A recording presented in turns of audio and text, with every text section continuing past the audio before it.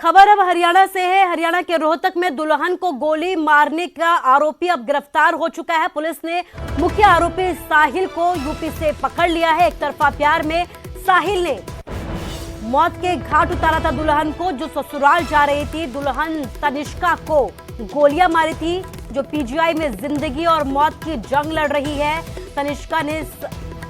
तनिष्का को गोली मारी थी। साहिल ने अपने दोस्तों के साथ मिलकर गोलियां मारी थी दुल्हन को। 1 दिसंबर को शादी के बाद भाली गांव जा रही थी दुल्हन, लेकिन रास्ते में ही आरोपी ने दुल्हन को गोलियों से छलनी कर दिया और अब पुलिस को बड़ी कामयाबी मिली है। पुलिस ने आरोपी को गिरफ्तार कर लिया है। हमारे संवाददाता धीरेन्द्र चौधरी ज्यादा जानकारी के लिए जुड़ गया। धीरेन्द्र, क्या कुछ अपडेट? देखिए कुसुम, 1 दिसंबर की रात को तनिष्का और मोहन की शादी हुई थी और मोहन अपने दुल्हन को सापला से अपने पैतृक गांव भाली जा रहा था कि रात 11:30 बजे के आसपास उसकी कार के आगे एक इनोवा गाड़ी अड़ा के 3 बदमाशों ने मोहन की पत्नी तनिष्का की पर जानलेवा हमला किया और उस पर 5 गोलियां मारी गई, जो कि बाद में पता लगा कि गोली मारने वाला कोई और नहीं, सापला का रहने वाला साहिल है, जो कि तनिष्का से एक तरफा प्यार करता था। पुलिस ने इसके बाद नाकेबंदी की, लेकिन आरोपी फरार होने में कामयाब रहा और जिस इनोवा गाड़ी का इस वारदात में प्रयोग किया गया था वो भी पहले लूटी गई थी। तो पुलिस लगातार छापेमारी कर रही थी। 4 से 5 टीमें इस पर काम कर रही थी।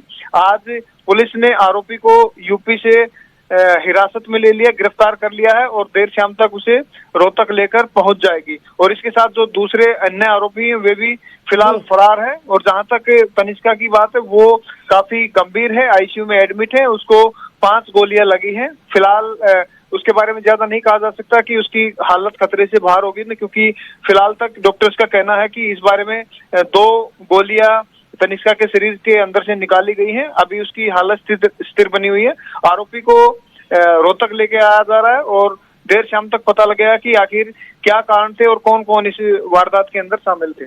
जी धीरेन्द्र, इस तमाम जानकारी के लिए आपका शुक्रिया। तो बड़ी बात यह है कि आरोपी की गिरफ्तारी हो गई है और इसके साथ ही तनिष्का की हालत की अगर बात की जाए तो कहा यह जा रहा है कि हालत अभी भी गंभीर है, इलाज लगातार जारी है।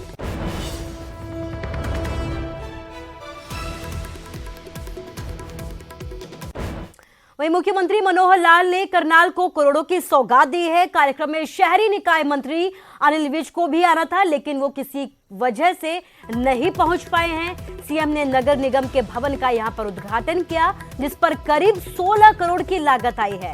वहीं हासी चौक से नमस्ते चौक तक सड़क निर्माण के कार्य का शिलान्यास किया गया। सीएम ने कई पार्कों में ओपन एयर जिम का भी यहां पर उद्घाटन किया।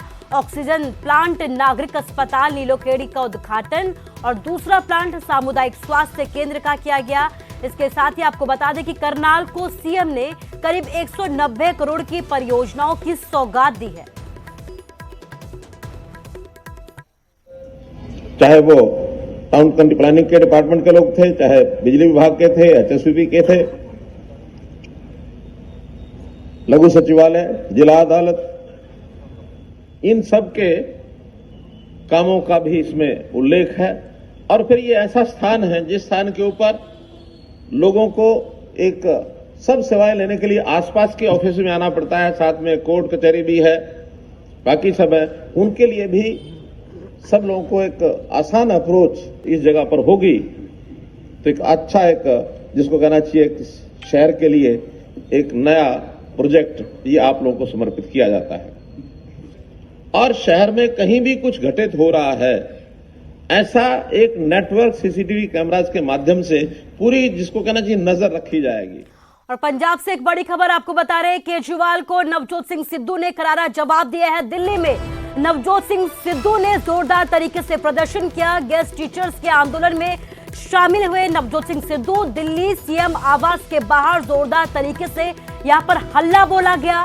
गेस्ट टीचर्स को स्थायी करने की मांग बड़े ही जोरदार तरीके से नवजोत सिंह सिद्धू की तरफ से उठाई गई।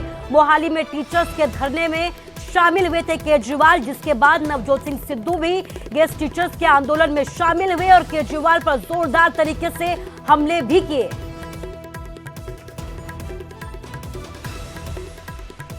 वैसा वेतन दिया जाएगा जितना वेतन रेगुलर टीचर्स को मिलता है उतना ही दिया जाएगा, और जो कॉन्ट्रैक्ट पे है उनको रेगुलर किया जाएगा।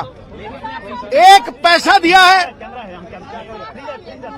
एक बात ये बताएं, मैं पंजाब में भी यही रोता रहता हूं कि बजटरी एलोकेशन करो और नीति योजनाबद्ध तरीके से विकास करो।